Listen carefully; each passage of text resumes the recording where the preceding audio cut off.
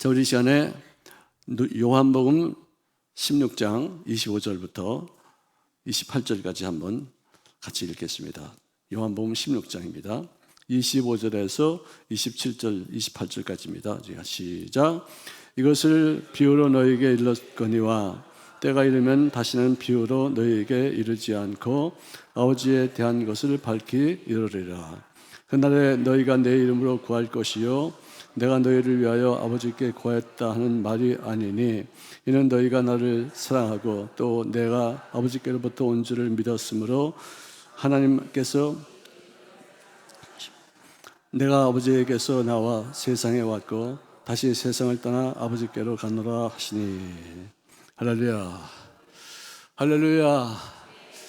자, 오늘 여기 말씀에서 예전에는 내가 너희들에게 비유를 들어서 너희들에게 가르쳤거니와 하는 그런 말이죠. 제자들의 초창기 신앙은 미성숙해서 예수님께서 무슨 말씀을 하시면은 그 어려운 영적인 의미를 깨닫지 못하고 방황했었어요. 그래서 그것을 쉽게 풀어서 이해하기 쉽게 하기 위해서 비유를 많이 사용하셨고 예화를 많이 쓰셨어요. 근데 이제는 주님이 가실 날이 얼마 남지 않고 3년 반 동안에 제자들이 많이 익숙해지고 또 알려지는 것도 있었고 깨달은 바도 있기 때문에 이제부터는 비유를 사용하지 아니하고 직설법을 써서 너희들에게 직접 가르쳐주겠다, 그 뜻이에요. 우리들 새신자 때는 하나님의 말씀을 잘 모를 때가 있죠. 이해하지 못할 때가 있어서 비유를 들으면은 주님께서 나를 업고 걸으시는구나, 나를 혼자 걷게 하지 않으시는구나. 제가 지난 주일날도 그 해변가에서 지쳐서 내가 피곤해서 너무나 삶의 의미도 잃어버린 바 되어서 주저앉았을 때 하나님이 나를 업고서 걸었는데 내가 혼자 걷게 내버려둔 것 같이 이렇게 생각을 했을 수 있지 않습니까? 여러분, 어려울 때 힘들 때 우리는 혼자 걷지 아니하고 오히려 주님이 나를 업고 걸으실 줄로 믿습니다. 예화예요. 예화를 통해서 우리가 많은 감동을 받아요. 내가 지쳤을 때, 삶의 의미도 잊어버렸을 때, 낙심해서 걸을 힘조차 없을 때 나는 홀로 걷게 주님이 내버려 두신 것이 아니라 오히려 그분이 나를 업고서 그 걸음을 대신 걸어주셨다. 그러므로 내가 지쳤을 때, 고통스러울 때, 버림받았을 때 나는 주님의 등에 업혀 있는 줄로 믿습니다. 그래서 그것을 갖고 위로받는 거예요. 내가 지금 지쳐있지만 주님이 나를 지금 업고 지금 걷고 계시겠지. 그걸 상상하면서 우리들이 또다시 용기와 힘을 얻게 될 줄로 믿습니다. 자, 그런데 이런 어떤 비유를 사용하셔서 우리가 쉽게 이해하기 쉽도록 이렇게 하셨는데 이제부터는 다시는 비유로 이르지 아니하고 아버지에 대한 것을 내가 그냥 밝히 직선적으로 다시 이렇게 말씀하리라. 아멘. 아멘.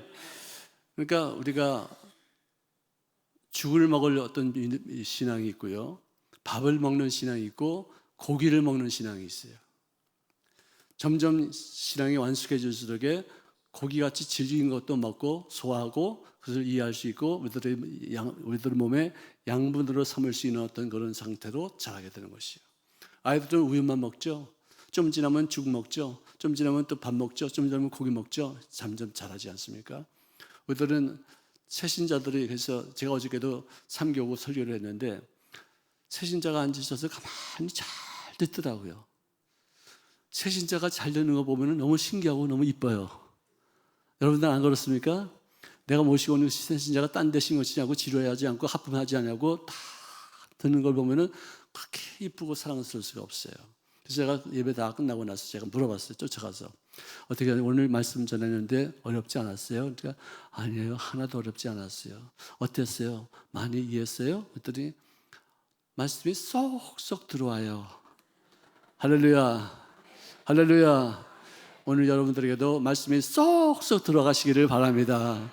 깨우쳐서 그것을 생활 속에 적용해서 많은 열매를 맺을 때 하나님의 말씀이 살아오는 능력이 있어 우리들의 삶을 변화시키는 귀한 능력이 되어지게 될 줄로 믿습니다. 자, 왜 우리가 이제 더 이상 비유를 들지 않고도 직접적으로 말해도 알아들 수 있느냐면은 성숙한 단계가 되어져서 성령님을 통해서 진리를 깨닫게 되기 때문에 어떤 예화가 필요 없다는 것이죠. 예화를 쓰다 보면은 잘못 해석할 수도 있어요. 우리 건물이 있으면 건물에는 창이 있습니다. 창이 중요해요? 건물이 중요해요? 건물이 중요하죠? 근데 창을 너무 넓게 하다 보면은 밝아지긴 하지만 약해져요. 그래서 이 예화를 써도 이렇게 창문이 있어가지고 빛이 들어가서 우리들하고는 볼 수 있게 하고 이해할 수 있게끔 만들지만 예화가 너무나도 많으면은 또 건물 자체에 어떤 그런 붕괴가 있을 수도 있기 때문에 건물 자체를 딱 얘기를 해도 예화 없이 창문이 없어도 이 건물은 어떤 건물이다. 이 건물을 지은 뜻이 무엇이다를 우리가 이해할 수 있게 될 줄로 믿습니다. 그래서 이제부터는 밝히 말씀하시고 아무 비유로도 하지 아니하시리니 그래서 제자들이 비유로 얘기하지 않고 이제 직접적으로 말씀하실 때 우리가 이제는 좀 알게 될 수 있을 것입니다.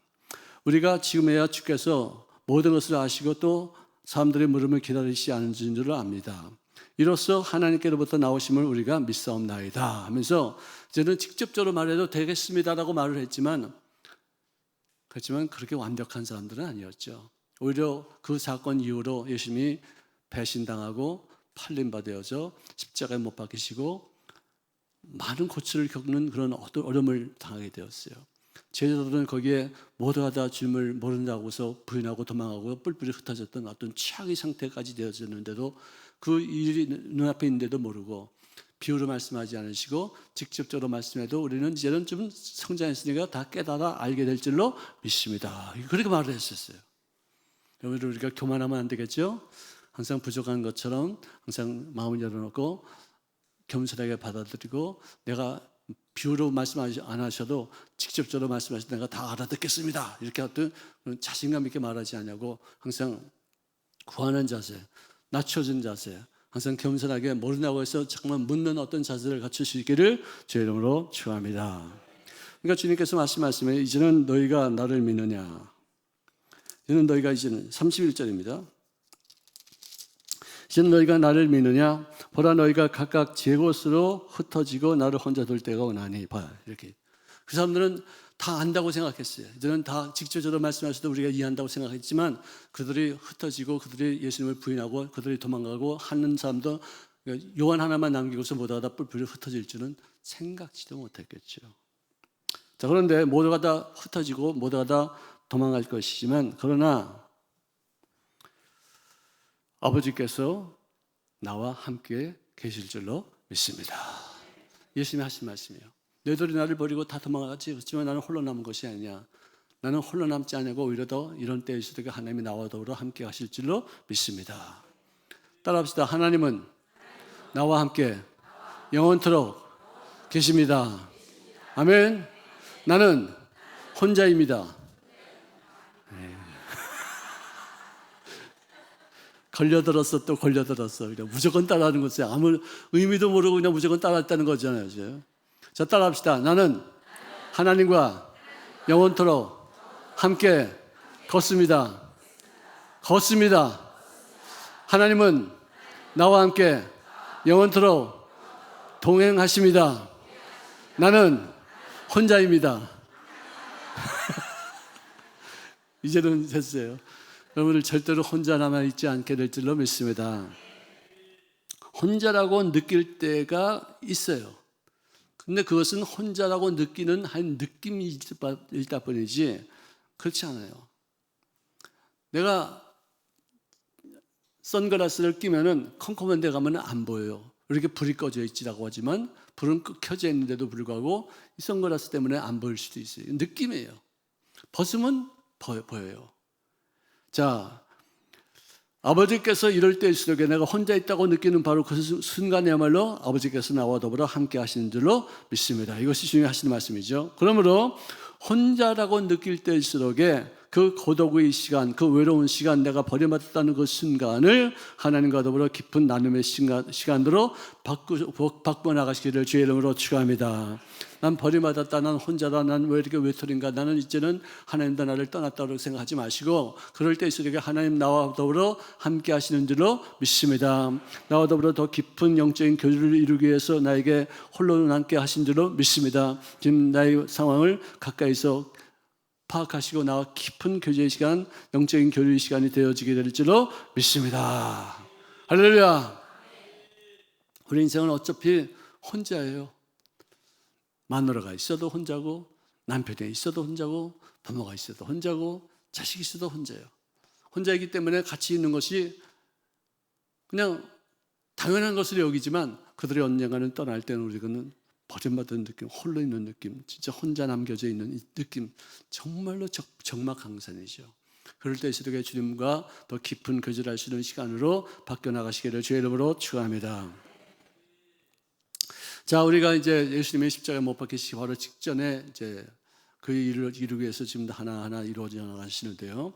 주님께서 이 땅에 오신 이후로 그는 항상 승리의 계가를 올리신 줄로 믿으시기를 바랍니다. 자, 그분의 승리의 비결은 뭐냐면은 첫째, 언제 무슨 일을 하든지 그의 인생에는 항상 목표가 분명히 있었어요. 비전이 깔끔했어요. 내가 이 땅에 온 목적은 십자가에 못 박혀 죽기 위해서 왔다는 그런 모습을 완전히 다 터득하고서 생활 속에 그것을 적용했었어요. 한 번도 하나님의 뜻을 이루기 위해서 내가 이곳에 왔다고 생각했지만 죽음을 두려워해서 죽음을 피하려고 했던 잠깐 동안의 생각이 있었지만 내 뜻대로 마옵시고 아버지의 뜻대로 이루어지기를 원하나이다. 인간이기 때문에 죽음에 대해서 얼마나 큰 고통이 있으며 두려움이 있을 수 있겠어요. 그러나 완벽한 하나님으로 인간을 위해서 십자가에 못 박혀 죽기 위해서 오셨다는 것을 분명히 알았음에도 불구하고 막상 죽음이 딱 닥치니까 머뭇거리고 두려워하고 두려워 떨면서 하나님 앞에 어떻게 내가 꼭 이 잔을 마셔야지만 되겠습니까? 하고서 반문했던 사람이 있었어요. 저는 그것은 탓하지 않습니다. 예수님도 그 정도인데 우리들은 두려워할 때도 있고 버림받았다는 느낌 받을 수도 있고 홀로 혼자 인생을 살고 있다는 어떤 그런 느낌을 받을 때가 있을 때, 그럴 때일수록 누구를 탓하지 마시고 왜 이렇게 믿음이 약하냐고 정죄하지 마시고 위에서 기도해 주시고 격려해 주시고 위로해 주시기를 주의 이름으로 축원합니다. 아멘. 예수님의 비전은 하나님의 나라를 이 땅에서 이루시는 것이죠. 그러기 위해서 그가 지금 이제 조금만 있으면 예루살렘을 향해서 십자가에 못 박히기 위해서 그가 출발할 것이라는 것을 분명히 잘 알고 있었어요. 그 다음에는 우리가 주님이 항상 승리할 수 있었던 것은 뭐냐? 어떤 위기도 그것을 위기로 여기지 않고 그것을 극복할 수 있는 몸이다라고 생각했었어요. 하나님의 뜻을 성취하기 위해서 자기 자신까지도 십자가에 못 박혀 내어주는 어떤 그런 모험을 그는 와닿지 않았었어요. 그래서 우리가 항상 잘 알고 있는 말씀이지만 갈라디아서 2장 20절의 말씀에는 내가 그리스도와 함께 십자가에 못 박혔나니, 이건 내가 누구예요? 예? 예수님이 그리스도와 더불어 함께 십자가에 못 박혔어요? 갈라디아서를 누가 썼어요? 바울이 썼죠. 바울이 하는 고백이에요. 내가 그리스도와 함께 십자가에 못 박혔나니 그런즉 이제는 내가 사는 것이 아니요 오직 내 안에 그리스도께서 사시는 것이라. 이제 내가 육체 가운데 사는 것은 나를 사랑하사 나를 위하여 자기 자신을 버리신 하나님의 아들을 믿는 믿음 안에서 사는 것이니라. 할렐루야. 저는 이 말씀이 평생을 살면서 매 순간마다 이 말씀을 적용해야 될 필요가 있다고 생각했더래요. 이 말씀은 주님이 나를 부르실 때까지, 내가 천국에 올라갈 때까지 계속해서 우리들의 뜻과 하나님의 뜻 사이에서 갈등하고 번민하고 괴로워하는 어떤 그런 연약한 존재라는 것을 이렇게 말씀해 주고 있어요. 너는 왜 이렇게 믿음이 약하냐? 너는 왜 이렇게 두려워할 줄 아냐? 그러지 마, 담대해라. 이런 말을 하지만 그것은 자기가 그런 일들을 당해보지 않고 나서는 그것을 말할 수가 없어요. 두려워할 때는 정말 내가 어떻게 하다 믿음을 갖고 있는 사람인 것인가? 그렇게 말할 정도로 내 스스로 내가 주체할 수 없는 두려움에 미칠 때가 있고, 또 불안한 감이 있을 때는 그 불안한 감을 어떻게 내가 주체하지 못할 만큼 내가 불안해할 때가 있어요. 염려도 내가 떨쳐버리려고 믿음을 믿습니다. 하나님 나에게 은혜를 베풀어 주시도록 믿습니다. 그래도 염려가 되는 걸 어떻게 합니까? 그럴 때가 있어요. 여러분, 그럴 때 절대로 누구를 비난하거나 정죄하거나 그렇게 하지 말라고 야단치지 마시고 함께 기도해 주시고 격려해 주시고 위로해 주시고, 우리들이 하나님의 도우심이 없으면 우리는 단 한순간도 살 수 없다는 것을 다시 한번 확인하게 하셔서 하나님의 임재하심이 나의 생활 속에 나타날 수 있도록 하여서 통수로 기도할 수 있기를 주의 이름으로 축원합니다. 아멘. 예수님 자신도 이런 모습으로 연약함을 우리가 보였는데 우리들이 연약할 때 정죄하지 마세요. 왜 그따위냐? 너 지금 지역장 아니야? 너 지금 장로 아니야? 너 지금 목사 아니야? 왜 목사가 그렇게 믿음이 약하냐? 아니에요. 예수님도 이렇게 연약했었어요. 서로 이해하고 서로 불쌍히 여기고 서로 격려해주고 서로 위로해주고 용기를 함께 나눌 수 있는 담대함을 나눌 수 있기를 주의 이름으로 축원합니다. 그래서 프랑스어의 문어위가되는 빅토르 위고는 말하기를 오늘의 문제는 싸우는 것이요 내일의 문제는 이기는 것이다. 그러나 모든 날의 문제는 뭐예요? 죽는 것이니라. 매 순간마다 내가 죽어야지 염려 근심에서 해방될 수 있어요. 매 순간마다 내가 나 자신을 포기해야지 주님 앞에 맡길 수가 있어요. 매 순간마다 내 자신을 십자가에 못 박아 죽여야지 부활의 생명의 은혜를 다시 얻게 될 줄로 믿습니다. 근데 그런 그 사이가 너무 고통스러운 거예요. 그런 것이에요. 자, 그리고 예수님은 항상 부활의 생명의 능력이 그와 더불어 함께 있었기 때문에 활력이 있었어요. 넘어진 자를 이렇게 세울 수 있는 능력이 있게 된 줄로 믿습니다. 죽은 자를 살리시는 생명력의 그들의 삶, 그 예수님의 삶 속에는 항상 따르고 있었던 것을 믿으시기를 주의 이름으로 축원합니다. 공생의 시작 전에도 금식과 기도로 마귀의 유혹을 극복했어요. 왜? 생명력이 그에게 있었기 때문에. 세상에서의 모든 환난을 이겨낼 수 있는 그 이유도 뭐냐? 그에게는 살리는 역사가 있었기 때문인 줄로 믿습니다. 마침내 자기 삶 전체를 하나님께 순종하여서 의의 제사로 바치고 제물로 드리시는 영원한 승리를 얻게 하신 것도 그에게는 생명력으로 채워지는 귀한 영광이 있을 것을 믿기 때문에 그 모든 것을 이겨낼 수 있게 된 줄로 믿습니다. 그러므로 여러분들은 항상 매 순간도 잊지 마시고 주님만을 의지하시기를 주의 이름으로 축원합니다. 주님을 의지하지만 마귀를 이길 수 있습니다. 주님을 의지하지만 세상을 이겨나갈 수 있게 될 줄로 믿습니다. 주님을 의지하지만 내 자아를 깨트려서 십자가에 못 박아 죽이는 승리의 결과를 올릴 수 있게 될 줄로 믿습니다. 그러므로 진정한 의미에서 승리는 죽은 다음에 얻어지는 부활의 승리인 줄로 믿습니다. 할렐루야.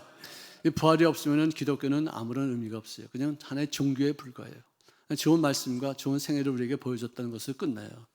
부활이 있기 때문에 우리들에게는 영생이 있는 줄로 믿습니다. 부활이 있기 때문에 우리들에게는 영원한 생명이 천국까지 이어지게 될 줄로 믿습니다. 부활이 있기 때문에 우리들에게는 상급이 있으며 이 땅에서 살면서 애쓴 그 모든 보람을 주님께서 기억하셨다고 우리들의 삶 속에 생명의 면류관으로 채워지게 될 줄로 믿습니다. 승리의 찬가를 외치는 바울이 어떤 말씀으로 외쳤냐면 사망아 너희 승리가 어디 있느냐. 즉 너 사망아 너를 이기는 자가 어디 있겠느냐. 여러분들 사망은요 부활 생명 이상에는 그를 이길 수가 없어요. 사망에는 모두가 다 깨져요. 사망에는 모두가 다 질 수밖에 없어요. 여태까지 모든 천체 모든 것에 사망을 이긴 자가 아무도 없었는데 오직 유일하게 예수님 홀로 계시어서 부활의 생명 능력으로 사망을 이기게 된 줄로 믿으시기를 바랍니다. 그래서 사도 바울은 담대하게 사망아 내가 쏘는 것이 어디 있느냐 너희 승리가 어디 있느냐 예수님 앞에서 그리스도께서 주시는 승리에 하나님 앞에 감사하노라. 예수님 외에는 사망을 이기는 분이 한 분도 없었기 때문에 주님께서 우리에게 주신 부활의 생명을 감사하는 귀한 인생이 되시기를 주의 이름으로 축원합니다. 할렐루야. 왜 내게 굳센 믿음과 또 복음 주셔서 내 마음이 항상 편한지 난 알 수 없도다. 할렐루야. 우리 마음속에 웬 평화가 있는지 우리는 알 수 없어요. 할렐루야. 아멘. 아멘. 이 평화가 환경에서 오는 것이면 내가 알 수 있죠. 내가 이렇기 때문에 평화롭다는 것을 알 수 있죠. 내가 지금 현재의 상황이 내가 지금 겪고 있는 여러 가지 일들이 나로 하여금 평화를 얻을 수 있는 그런 일들은 절대로 아닌 것이 분명한데도 불구하고 어떻게 해서 내 마음속에 이런 평화가 있을 수가 있겠느냐. 할렐루야. 객관적인 상황으로 봐서는 염려가 많을 것 같은 인생인데도 불구하고 내 마음 깊은 곳에 분명하게 있는 그런 신비로운 평화가 있다는 사실은 주님이 나와 함께 하시는 줄로 믿습니다.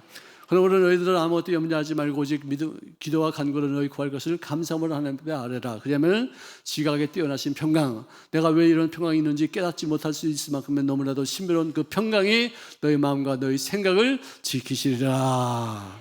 할렐루야. 주님을 가까이 할수록 평화가 가까이 있으며 주님을 멀리 할수록 번민이 가까워지게 될지도 믿으시기를 바랍니다. 아멘. 세속적인 평화, 즉 어떤 조건이 있어서 나에게 기쁨이 되고 평화가 되는 것은 오래가지도 못합니다.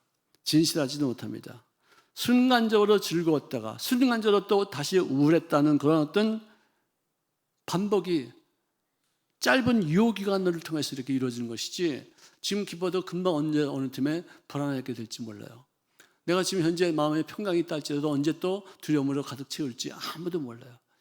하나님의 성령께서 우리들과 함께 하시고 우리들의 마음속에 주시는 평강으로 우리가 이 평강을 매 순간마다 누릴 수 있게 되어지게 될 줄로 믿습니다. 그래서 요한복음 16장 33절에 보니까 이것을 너희에게 이루는 것은 너희로 내 안에서 평안을 누리게 하려 함이라. 세상에서는 너희가 환난을 당하나 담대하라. 내가 세상을 이겼노라. 할렐루야. 아멘. 예수 믿는 사람들이 얻는 평안은 어떤 조건에 의해서, 환경에 의해서, 돈이 있기 때문에, 건강하기 때문에 얻는 것이 아니라, 이런 조건적인 것이 아니라 관계적인 것이에요. 하나님과 가까이 계시면 평화가 있고 하나님과 멀리 있으면 불안감이 있고 번뇌가 있어요. 우리를 매 순간마다 하나님과 늘 가까이 하는 인생을 사시기를 주의 이름으로 축원합니다. 축원합니다. 축원합니다. 전쟁은 서로 싸우는 것이고 평화는 서로 화목한 것이에요. 아멘. 하나님과 우리 관계가 바로 되면은 화목해지고 평화를 누릴 수 있겠지만, 하나님과의 관계가 틀어지면은 죄책감과 불안과 두려움으로 채워지게 될 것을 믿으시기를 바랍니다. 하나님의 평강은 하나님이 주시는 속성에 의해서, 하나님을 의지하는 그런 마음에 의해서 생기는 영적인 평강인 줄로 믿으시기를 주의 이름으로 축원합니다. 여러분들 인생을 살아보시니까 어떠세요? 기쁨이 더 많아요? 괴로움이 더 많아요? 예? 얘기해 보세요. 반반이에요? 여러분들, 자, 기쁨이 많은 사람 손 들어봐요. 그러면 또 슬픔이 많고 괴로움이 많은 사람 손 들어봐요. 중간에 있는 사람들은 뭔지 모르겠네요. 나는 왜 이렇게 밤낮 이런 것만 이렇게 해가지고 이렇게 민망하게 이렇게 물어본 사람이 민망하잖아요. 손도 안 들고 가만히 있으면 어떻게 하는 거예요? 여러분들 다시 한번 묻겠습니다. 기쁨이 많은 사람 손 들어보세요. 슬픔이 많은 사람 손 들어보세요. 그래도 여러분들은 기쁨이 더 많으네요. 역시 예수 믿는 사람입니다. 따라합시다. 나는 예수 믿는 사람입니다. 그래서 괴로움보다 기쁨이 더 많습니다. 아멘.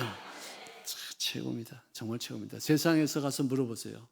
아무리 호의호식하고 아무리 부경화를 누리는 사람이라도 기쁨이 많습니까? 괴로움이 많습니까? 물으면 괴로움이 많습니다. 참 그건 진짜 진리인 것 같아요. 기쁨이 많은 여러분들의 생활 속에 하나님의 평강이 매 순간마다 차고 넘치시기를 주의 이름으로 축원합니다. 아멘. 아멘. 여러분들 산다는 것이 참 힘겨울 때가 참 많이 있어요. 편안한 것은 잘 느끼지 못하는데 괴로울 때는 참 몸부림치죠. 힘들어요. 그래서 아마 더 괴로움이 더 많다고 생각할 수도 있어요. 하지만 산다는 것이 참으로 힘겨운 것은 다른 설명 필요 없습니다. 그리고 우리가 신문을 봐도 뉴스를 볼 때마다 인생은 정말 비참한 것이라는 것이 적나라하게 노출되는 경우가 얼마나 많이 있습니까? 예수님의 평강이 넘쳐나지기를 바랍니다. 내가 지금 언뜻 떠오르는 것이 있어요. 엄마가 자기한테 공부하라고 야단쳤다고 해서 엄마를 죽이고서 그를 8개월 동안 장롱 속에다 집어넣고 시신을 유기했던 그런 아이가 있어요. 이런 걸 보면 정말 비참한 거죠. 어떻게 그럴 수가 있을까? 정말 너무 놀라운 얘기죠. 절대로 그런 일들은 우리들의 생활 속에 나타나지 않기를 주의 이름으로 축원합니다. 요한복음 14장 27절에 보니까 평안을 너희에게 주노라. 평안을 너에게 끼치노니 곧 나의 평안함을 너에게 주노라. 내가 너에게 주는 것은 세상에 주는 것과 같지 아니하리라. 너는 마음에 근심하지도 말고 두려워하지도 말지어다. 할렐루야. 할렐루야. 여러분들, 승자는요, 이기는 사람들이죠. 행동으로 자기의 말을 증명하지만 패자는요, 말로 자기 행위를 핑계대고 변명합니다. 승자는 책임 있는 행동을 통해서 자기의 신실함을 보여주지만 패자는 약속을 남발하면서 지킬 수 없는 그런 말까지도 막 하고 떠들고 다니는 것이에요. 승자는 인간을 섬기려 하다가 감투를 쓰며 패자는 감투를 섬기려 하다가 바가지를 쓰는 것이에요. 오늘 제가 오늘 아침에도 우리 주의종들과의 어떤 조회 시간에 이런 말을 했어요. 하나님 앞에서 무릎을 꿇을 것인지 아니면 마귀 앞에서 무릎을 꿇을 것인지. 무슨 말이에요? 하나님 앞에서 무릎을 꿇으면은 마귀한테 무릎 꿇지 않아도 돼요. 마귀를 명할 수 있어요. 마귀를 쫓을 수 있어요. 마귀를 우습게 여기고 짓밟을 수 있어요. 모든 마귀의 능력을 제어할 수 있는 권세가 우리에게 있으므로 해를 받지 않게 될 줄로 믿습니다. 아멘. 하나님 앞에 무릎을 꿇으면요, 인간 앞에 무릎을 꿇지 않아도 돼요. 당당히 하나님이 함께 하시는 표적이 되어져요. 요셉이 종살이 하면서도 옥살이 하면서도 하나님이 그와 더불어 함께 하는 것을 보디발도 받고 간수장도 받았기 때문에 그를 없이 여기지 않았었어요. 보통 사람이 자기 아내를 건드리거나 보통 노예가 그 아내를 갖다 우습게 여겨서 이렇게 농락을 하면은요, 그는 그 자리에서 처형당해요. 근데 그를 감옥에 보냈다는 것은 뭐냐? 쟤는 죽일 애가 아니야. 뭔지 모르겠지만 오해를 받을 수도 있어. 뭔지 모르지만 모함을 받을 수 있어. 죽이면 안 돼. 왜? 하나님이 함께 하시기에 그를 내가 죽였다가는 나에게 엄청난 해가 올 것이야. 알았기 때문에 그를 죽이지 않았어요. 그때 당시에 노예는요, 인간이 아니에요. 인격이 없어요. 가치가 없어요. 당장 때릴 수도 있고 팔아버릴 수도 있고 죽일 수도 있는 게 노예예요. 말하는 당나귀에 불과해요. 인격이 없어요. 근데 그런 아이를 그래 자기 부인을 농락했다고 해서 살려두는 그런 주인이 어디 있어요? 정말로 평상시에 하나님께서 요셉과 함께하고 요셉을 번창케 하는 그 하나님을 그가 보았기 때문에 그 사람을 건드리면 안 되겠다 싶어서 옥에다 가두는 것이지, 그냥 뭐 옥에다 가두는 것이 그냥 뭐 그 최고였던 벌은 아니었었어요. 우리를 하나님이 함께 하시는 귀한 표적이 우리들 생활 속에 나타날 수 있기를 바랍니다. 마귀가 소리치며 떠나갈 수 있기를 바랍니다. 사람들이 나를 없인 여기고 나를 갖다 조롱하고 우습게 여기는 그런 모습이 되지 않기를 주의 이름으로 축원합니다. 당당하게 사시길 바랍니다. 하나님 앞에 무릎을 꿇어야지만 우리가 세상에서 이길 수 있게 될 줄로 믿습니다. 하나님 앞에 무릎을 꿇어야지만 문제에 대해서 우리가 누르지 아니하고 문제를 능히 극복하며 문제를 이겨나갈 수 있게 될 줄로 믿습니다. 제일 중요한 것은 뭐냐? 기도 외에는 이런 종류가 나가지 아니한다. 아멘. 요새도 저녁 7시면은요, 7시 반이면 한 사람 계속해서 모여가지고 주의종과 더불어 함께 기도하는데 얼마나 뜨거운지 몰라요. 정말로 하나님이 함께 하시는 어떤 표적이 따라가게 돼요. 여러분들 그런 기도회를 여러분 놓치면은 나 그것까지 말해요. 그런 기도회를 놓치지 마시기를 주의 이름으로 축원합니다. 슬기로운 사람은 그런 기도회를 놓치지 않고 여기서 내가 능력을 받아야 되겠다, 여기서 내가 하나님을 만나야 되겠다. 어저께는 또 어떤 새로운 신자가요, 저한테 와서 또 기도를 받으러 왔어요. 목사님, 지난번에 왔을 때 내가 목사님한테 안수기도 받고 나서 그 다음부터 기도가 시작되었어요. 마음이 눌렸어요. 무슨 말을 해야 될지 몰랐어요. 기도가 꽉 막혀가지고 그냥 눌려가지고 얼마나 힘들었는지 몰랐는데 목사님이 안수해 주신 다음에 얼마나 기도가 잘 나오고 얼마나 기도가 시원시원하게 잘 되어지고 자유롭게 하나님 앞에 기도할 수 있도록 도우시는데 얼마나 좋은지 모르겠어요. 제가 그분을 4번 봤어요. 볼 때마다 얼굴이 달라져요. 볼 때마다 색깔이 때깔이 달라져요. 할렐루야. 표정이 밝아져요. 아멘. 어저께 보니까 제일 이쁘게 잘 보이더라고요. 아멘. 우리를 기도하는 그 기회가 오면은 만사를 제쳐놓고 기도에 전념하시는 기회를 놓치지 마시기를 주의 이름으로 축원합니다. 기도 외에는 이런 종류가 일어나지 않는다고 말씀했잖아요. 기도가 가장 큰 관건이에요. 예수님이 40일 동안 광야에서 금식하면서 마귀에게 시험받을 때도 그는 기도를 했었고, 제자들을 선택하여서 당신을 따르게 하는 그 12사람을 택할 때로 하나님께서 기도를 하셔서 어떤 사람이 나의 제자에 합당하시기를 하나님께 직접 묻고 하나하나를 다 선별하셨다는 것이에요. 평상시 3년 반 동안의 공세 동안은 말할 것도 없이 매일같이 기도만 하셨고, 너희가 그래 나와 더불어 1시간 동안 기도할 수 없겠느냐, 나와 함께 하면서 기도하지 않겠느냐. 기도를 쉬면은 시험에 드는 것이에요. 사무엘은 말하기를 내가 기도하는 죄를 범하지 않겠습니다 하면서 기도하지 않는 그 자체가 죄라고 그런 말을 했었어요. 아멘. 기도로 모든 준비하는 영적인 혼인을 회복할 수 있기를 주의 이름으로 축원합니다. 축원합니다. 십자가에 못 박혀 죽으시기 전에도 기도로 계속 겟세마네 동산에서 피가 땀같이 흐르는 어떤 그런 역사를 체험하면서 기도하셨어요. 십자가에 못 박히시면서도 그는 기도하셨어요. 맨 마지막에 한 기도가 내 영혼을 주님의 손에 의탁하나이다. 할렐루야, 할렐루야. 우리를 기도를 쉬면은 참 바보예요. 기도를 하시는 때만 오면은 그 기도에 참여하셔서 영적인 권위를 회복하고 환경을 이길 수 있는 사천의 영생을 거머쥘 수 있는 귀한 삶이 되시기를 주의 이름으로 축원합니다. 축원합니다. 자, 승자는 작은 자에게도 사과할 줄 압니다. 아멘.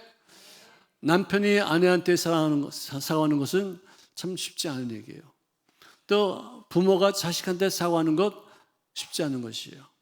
주의 종이 성도님들한테, 장로님들한테 사과하는 것 쉽지 않아요. 그렇지만 승리하는 사람은 누구한테건 잘못했다면은 따지지 말고 내가 미안합니다, 잘못했습니다, 저를 용서해 주십시오 말할 수 있어야지. 이게 진정한 의미에서 승리자예요. 아멘. 지역장님이 내가 어떻게 구역자한테 내가 사과를 할 수 있겠느냐? 그렇지 않습니다. 사과를 한번 해보세요. 얼마나 많은 좋은 일들이 많이 생기는지 몰라요. 아멘. 할렐루야, 할렐루야. 패자는 큰 자에게도, 나보다 더 훌륭한 사람들을 위해 그 사람에게도 사과하지 않는데요. 바보죠, 바보. 사과하면 얼마나 좋아요. 잘못했다고 하면은 맨 처음에는 좀 쑥스럽고 맨 처음에 좀 부끄러워도 자유하게 돼요. 그다음부터는 나는 사과했기 때문에 자유다. 나는 용서받았기 때문에 자유다. 할렐루야. 사과 받는 사람이 그를 용납지 못하는 사람은 참 바보. 진짜 그 사람은 바보예요. 아니 남이 와서 미안하다고 이렇게 하면은 그래요. 나도 부족한 사람입니다. 우리 풀어갑시다. 우리 좀 잘 사깁시다. 저도 잘못한 게 많이 있습니다. 저도 좀 용서해 주세요. 이게 얼마나 아름다운 얘기예요. 승리의 계가를 올릴 그 방법이 이런 뜻이에요. 자, 승리한 사람은 넘어진 후에 일어나서 앞을 보지만 패배한 사람은 일어나서 뒤를 본대요. 무슨 말인지 아세요? 승리하는 사람은 넘어졌고 나서도 앞을 향해서 목적을 향해서 끊임없이 나가는데 패자는요, 내가 무슨 것으로 잘못했지 하면서 거기 주저앉아가지고 후회하고 탄식하고 누구 탓하고 원망하고 앞으로 나가지 못한다는 것이에요. 여러분들 정말로 우리들은 승리자가 된 줄로 믿습니다. 승리자의 어떤 모습을 갖춰 나갈 수 있기를 주의 이름으로 축원합니다. 기도하면서 승리자의 모습을 갖춰 나간 바 되어 많은 사람들에게 좋은 영향력을 끼치는 귀한 삶이 되시기를 주의 이름으로 축원합니다. 승리한 사람은요, 구름 위에 비치는 태양을 볼 수 있게 되지만 패자는 일어나서 구름 속에 있는 비만 보는 거예요. 왜 구름이 있는데 비만 내리지? 왜 이렇게 판다 비만 내려 이렇게 축축하게 비만 내려 이렇게 하지 말고 구름 위에는 태양을 언젠가는 밝은 날이 오게 될 줄로 믿습니다. 그걸 바라볼 수 있어야 돼요. 승리자는 실패를 거울 삼지만 패배자는 성공도 휴지로 삼는 거예요. 내가 왜 성공했는지, 내가 왜 실패했는지를 분명히 파악하고 그것을 통해서 나에게 다시는 잘못된 일을 반복지 아니하고 또 좋은 일을 만나고 승리했으면 그것을 다시 계속해서 지속해서 그 승리를 유지할 수 있는 삶을 사는 것. 이것이 참 많은 차이가 있겠죠. 승자는 돈을 다스리고 패자는 돈에게 지배를 당한다. 돈 때문에 인간관계를 망치는 경우가 되지 마십시오. 인간관계를 회복하기 위해서 돈을 사용할 수 있기를 주의 이름으로 축원합니다. 아멘. 아멘. 아멘. 돈 때문에 손해를 날까 봐 그 사람한테 가서 사와지도 못하고 내가 뭐 좀 마시는 것도 사주지 못하는 바보예요. 돈을 써서라도 서로 화목해야 돼요. 서로 사랑해야 돼요. 서로 용서해야 돼요. 내가 식사를 낼 테니까 한번 쏴. 그래서는 서로 풀어야 돼요. 돈은 그런 데 쓰는 거예요. 아멘. 승자는 자기가 흘린 땀을 믿고 있지만 패자는 요행을 믿고 있어요. 어떻게 되겠지? 잘 될 기야? 아니요. 땀을 쏟으면서 애쓰고 수고하고 고생한 것에 대한 대가가 있다는 것을 믿어야지. 이것이 승자지. 어떻게 아무것도 안 했는데 자동적으로 여행자로 이렇게 되겠다는 그런 마음가짐은 패배자로서의 모습을 갖출 수밖에 없는 것이죠. 승자는 뱀의 꼬리가 되어도 그 꼬리가 된 의미를 찾지만 패자는 닭의 머리가 되어도 의미를 느끼지 못하는 거예요. 여러분들, 패자는 꼭 1등을 해야지만 그것이 내게 복이 됐다고 생각하는 것이죠. 승자는 달리는 도중에도 이미 행복하지만 패자는 경주가 끝나봐야지만 결정된다고 해서 행복하지 않습니다. 단순히 어떤 승리만 위한 것입니다. 여러분들 이런 것이 뭐 승자와 패자를 우리가 가르는 어떤 가름돌이 될 수 있겠지만 어쨌든 가장 큰 진정한 의미에서의 승리는 뭐냐? 하나님께 끝까지 순종해서 우리들의 삶 속에 하나님의 평강이 넘칠 때 진정한 의미에서의 승리자가 되어지게 될 줄로 믿습니다. 할렐루야. 따라합시다. 나는 승리자입니다. 나는 패배하지 않습니다. 하나님의 법칙대로 믿음을 가지고 평강을 누리겠습니다. 아멘. 아멘. 할렐루야. 옆에 분들에게 인사합시다. 당신은 승리자입니다. 아멘. 우리를 정말로 하나님의 평강이 여러분의 마음속에 가지게 넘쳐날 수 있기를 주의 이름으로 축원합니다.